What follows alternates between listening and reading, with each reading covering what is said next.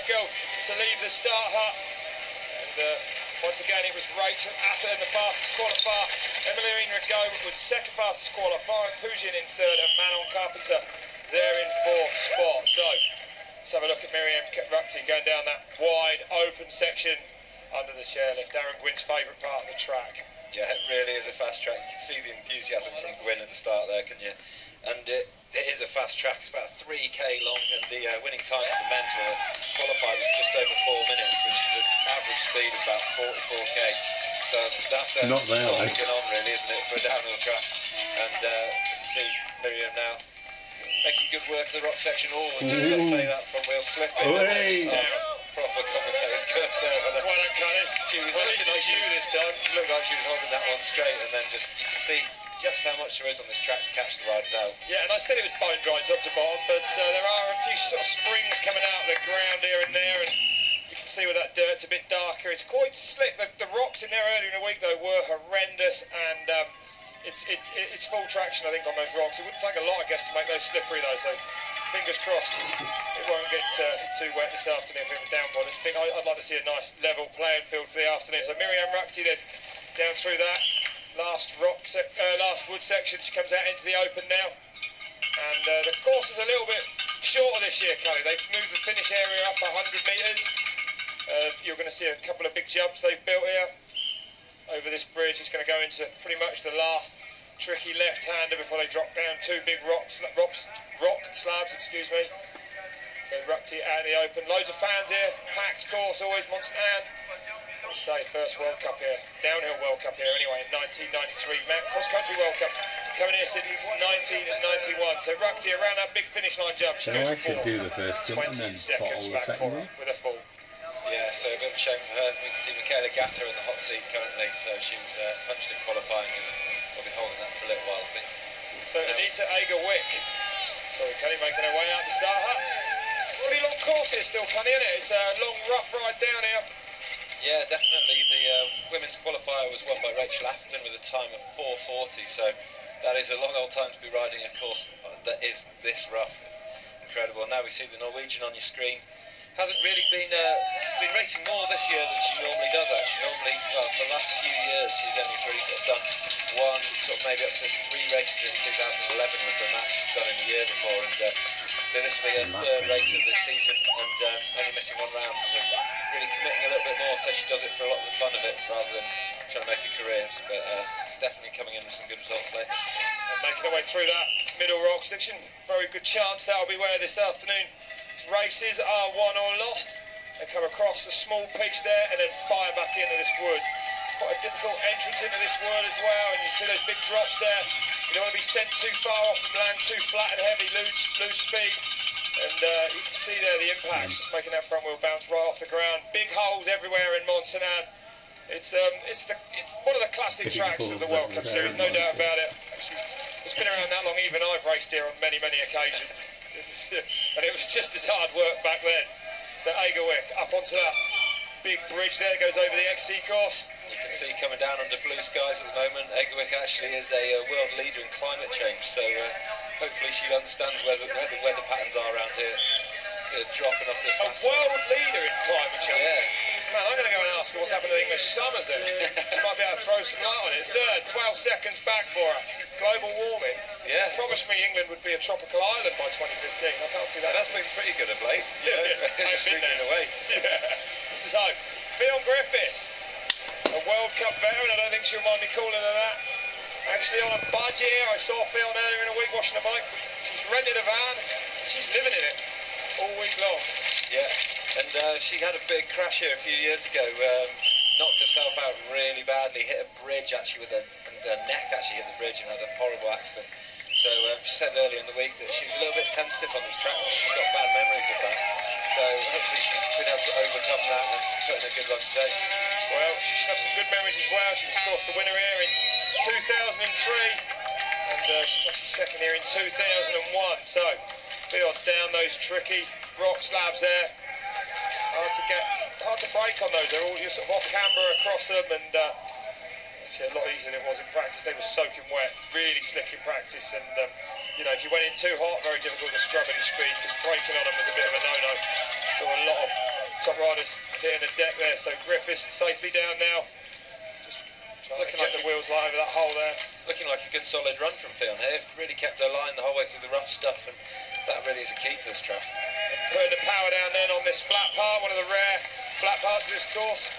Not much pedalling here in Sainte-Anne. There's the odd pedal stroke though out of corners, but definitely not what you'd call a pedaling track. So Griffiths now out of that tricky left-hander for the rider. It's a difficult line there, down those two rock slabs. And sending the step down, but not the big finish line double. So Griffiths is going to go outside the time of Michaela Gatto, 5.2 back. It's Theo Griffiths who's finished. He goes second at the moment. Shake of the head there, probably looking for a bit more. So Tani Seagrave, FMD Racing, Intense Cycles, the youngster from UK. And she's coming in here off the back of a big win actually at the IXS, one of the IXS races in Europe, where she beat Emmeline Siegenthaler just a couple of weeks ago. Siegenthaler qualified fifth here as well, and that's why. Look how far she is out in the open section, Cunny. Looking stylish over there, holding the front wheel up, a little bit of a manual opening for the next section. Tani really learning all the time. Her father was telling me that she's currently running cut spikes on this course, and she ran them at Balmoral last weekend, and that's something that she learned from Rachel Atherton, the different conditions that you can use them in. So great that she's picking up all these tips from the other riders and putting them all to good use. Yeah, she's having a good ride. Good on this technical section. Of course, she lives in Morsey, so no lack of good riding for her. And you think that'd be a big advantage on a course like this, Cunny, because it's so popular there that it's long and rough. It's hard to train for tracks like this, really, that are this long and this physical. Yeah, there's not many of the tracks like this around the world. That's what makes it so special. Tani's been riding all sorts of tracks, and her experience in the World Cup season circuit is just getting more and more, and she's learning the whole time. Absolutely brilliant. Good ride from in Andorra with that 7th spot as well. So quick look down at the gears. I think nothing to untoward down there. We'll probably see some punches this afternoon. I hate to say it, but it's always known for punches, and it's hard on the bikes here, Connie. Wheels just get smashed. I've been talking to some of the mechanics, and every time you're talking to them, they seem to have a wheel in their hands, building up a new rib onto it. It's just one of those courses that hammers them. Is she going to go for the big jump? This is it, first go. Yes, and she'll lose it out. So Seagrave on that big finish line double, and she's rewarded with a green light. 6.9 on for Tani Seagrave. That's a great run from her. Which actually looks fast, yeah. Incredible. Not only the first girl we've seen clear in that jump, but the style and a little bit of turn in the bike. Yeah, absolutely brilliant. So back up to the top, we've got Miriam Nicole now starting out. The French girl second here last year. And Miriam, of course, one of the big favourites, definitely capable of taking a win, riding Addiction Common Cell. Teammates, of course, with Remy Thirion, who took the win in Andorra. Big off that step down there.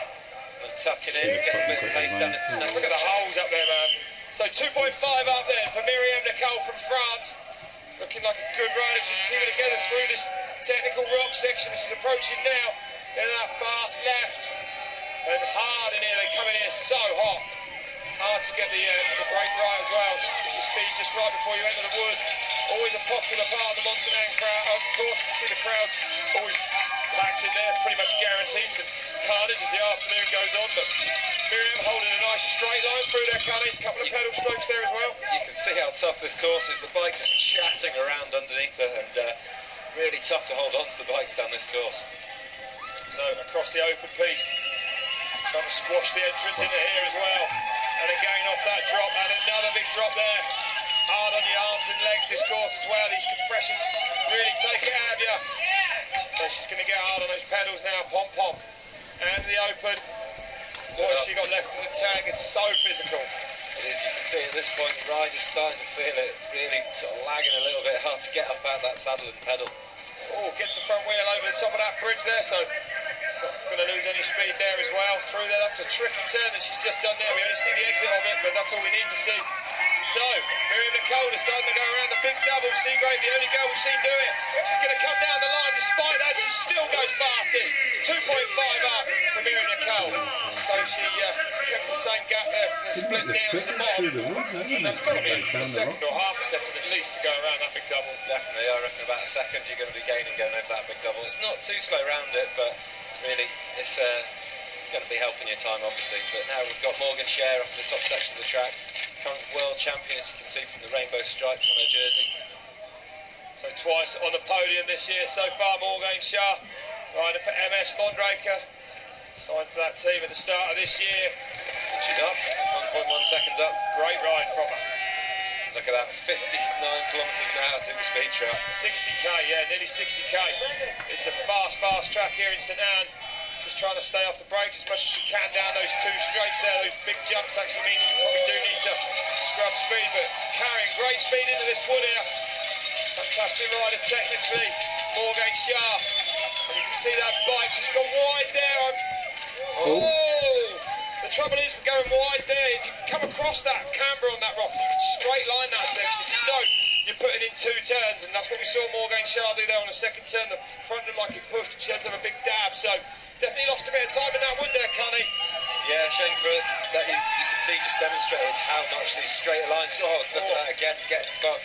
That is quite a drop down off that rock, and hard for the small girl to hold on to it. But yeah, as we're saying, she can demonstrate the value of taking the straight lines on a course like that.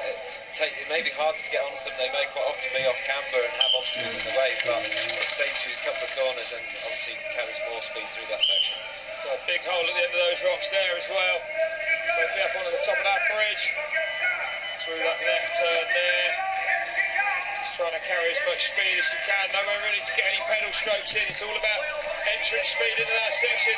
Sending that big finish line double. Getting a bit bumped off the end of it. But still, she goes 1.4 back. Morgan Shah goes second here in Sainte-Anne. I was a bit worried that she didn't have enough speed coming in. She lost a bit in the rock section before that big drop, and just a little bit short on that big double. But now Emily Siegenthaler up at the top. Riding for Scott, just started racing then. Fourth here in 2012 and sixth in 2011. And Siegenthaler, well, one of the big guns of women's downhill racing. Interesting one. Oh, goes massive off that drop there. Of course, that's where G crashed last year, isn't it? Yeah, it was that absolutely horrible crash. Oh, 0.8 up then for Emily Siegenthaler. Well, you can see her bike barely in control on that far section down there. It's bouncing around so much. Siegenthaler threading through those rocks. Look at her, just holding a straight line directly into this wood. Her best results been a couple of fourth places, and she really has the ability to step it up above that and get in the top three. We see her pushing on, and that'll be what her aim is this afternoon, so if she can get into that. I haven't seen her get onto the podium this year, which is unlike Emily Siegenthaler. But she'll be looking to this afternoon. It's looking good so far. Only 4 riders to go after Emily Siegenthaler, jumping into the woods here then. What's she got on this lower section? Looking like she's letting it go on this, really flying off these drops, then that front wheel hold up. Yeah. We're going to see some high-speed annex through there this afternoon, no question. So out of the open, still got needs to try and stand up and get pedalling as hard as you can. Deciding to sit down and just maybe spin those legs out. Down through this, none of this course easy. You can see the bike just getting sent all over the place there. So many big rocks. That's a nice sign, someone's got that. Gets taken off air, mate. Yeah. So Siegenthaler jumping over the rock gap there. She's going to go for the big double safely over it as well. She's going to go green. Siegenthaler goes fastest. 0.3299. Emily Siegenthaler, she goes into the hot seat with 4 to go. Great ride from her, and she knows it. Very happy with Back that to one. form, Cunny.